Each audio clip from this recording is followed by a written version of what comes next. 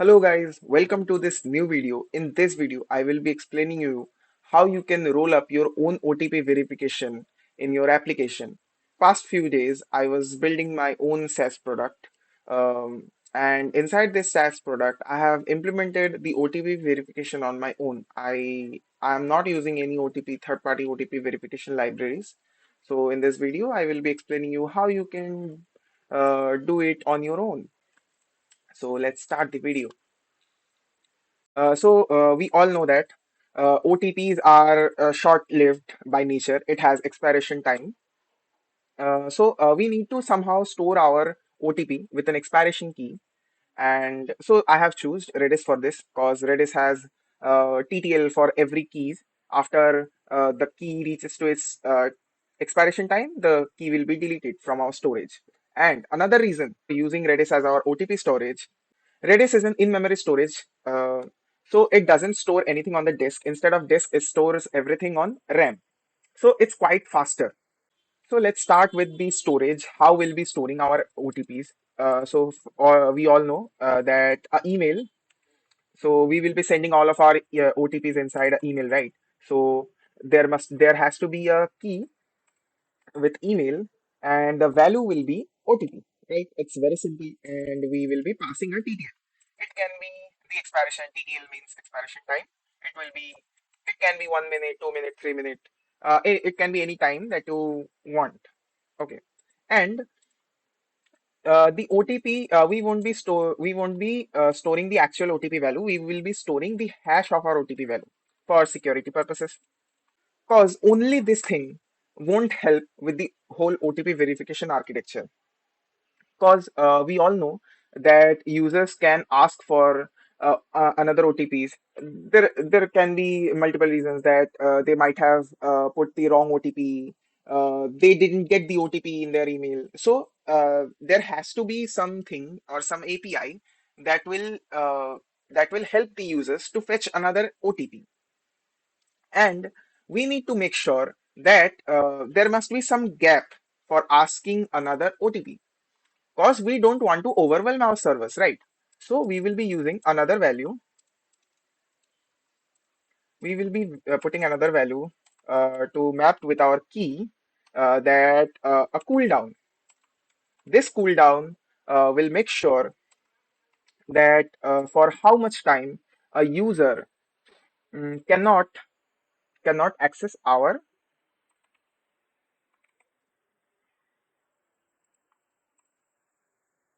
Hmm, it must be greater than our cooldown. And we need to make sure that we are putting a cooldown. So uh, after the cooldown time has been passed, we can request for another OTP. And we need to also make sure that retry counts. We also need to store the retry counts. Why? Because we all know that there can be a user who is not a verified user who is actually trying a brute force attack. So that's why he's trying with lots of patterns and lots of combinations. So we need to make sure that uh, if our retry count of a user reaches to the max retry counts, we will be increasing the cooldown time. What will be the cooldown time? So for that, we need to store the retry counts of a user. For if it reaches to the maximum count, which can be 5 times or like 3 times, after reaching that retry count, a user will be mapped with a bigger cooldown time, higher cooldown time. So first, it can be like first the normal cooldown will be like for 1 minute, and the bigger cooldown time can be 1 hour. So after 5 failed requests or 5 failed verifications, users will be having the cooldown of 1 hour. After 1 hour, they can fetch the OTP and then they can again try it. And then we have to blacklist the users if we need to. So this is the all three key value pairs we need. But you can also see that we are using the same key for three multiple values. We cannot do this, right? We need to fix it. So how we will be fixing it? we just need to put a prefix before it. So if it's an OTP, this is for the OTP, so it will be prefixed with OTP. And if it's cooldown, then it will be cooldown colon the email. And if it's a retry, we need to make sure that retry colon email. So this is the all three values we need to implement the OTP verification. And uh, if you take a look at our look at my code, you can see that I have OTP expiration time of like 5 minutes. OTP values will be expired after 5 minutes, and I have maximum retry count to like 5, and I have short cooldown time. It's 60. 60 means 1 minute, and long cooldown time is like 1 hour, 3600 seconds. And this is for generating the 6-digit number for our OTP. I'm using crypto library. We make sure that you are not using math.random because math.random is not secure. So we need to use crypto library. And this is the store OTP function. What it's doing, it's just defining OTP value with our email, with the user's email. It is putting the actual OTP value with the expiration time. And also, we are making sure that we are setting the retry count of email to 0 with another expiration time. And here is an apply cooldown function. Uh, this will be mapped to a cooldown time, and with the email, you can see that it's pretty much understandable code. And to check if a user is on cooldown or not, first we are checking the current time, and then we are getting the cooldown that map to our OTP, that map to our email. And after this, we are checking that if our OTP request is on cooldown or not, and then it will send the response that how after how much time you will be able to request another OTP. And then I have already told you we need to implement the request OTP function. First, before requesting an OTP, we need to make sure that email is on cooldown or not. This is the function that we are using. If it's not on cooldown, then first we are generating the OTP. Then as I have told you, we won't be storing the actual OTP. We will be storing the hashed OTP, and then we are generating the hash.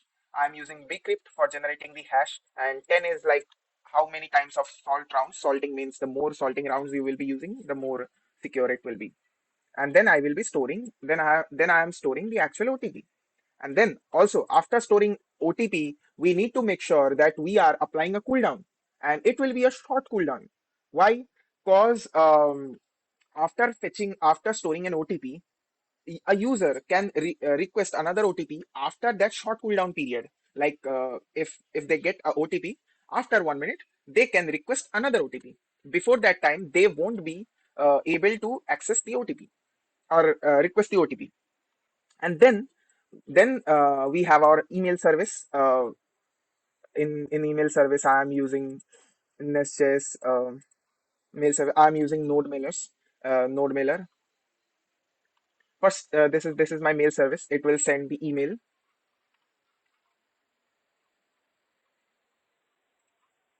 Hmm. It will send the email and the hashed OTP value with the name of our users.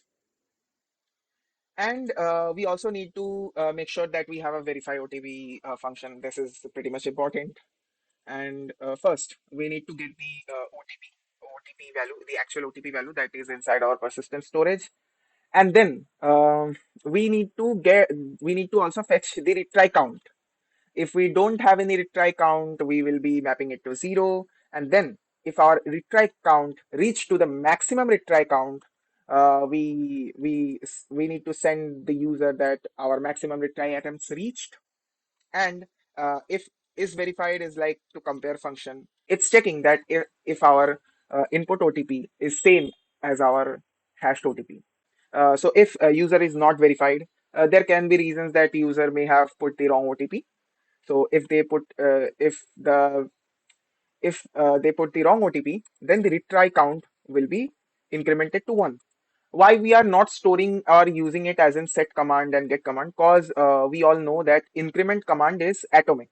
So we don't need to make sure of atomicity. It will be handled by Redis. So that's why I'm using increment command, and the OTP retry count will be increased by one value. And after this, we also need to make sure that if our retry count plus one is reached to our maximum retry count or not. If it's reached to the maximum retry count, we need to apply a cooldown, pretty much explained. And then we will be passing down that invalid OTP because this OTP is not verified. And if if it's reached to 102 line, so it means that user is verified. After user is verified, I am updating this updating my data storage that this user is verified. So this is the whole implementation of OTP verification. I hope this video helped you. And if you like this video, share with your friends, help them to learn and keep exploring.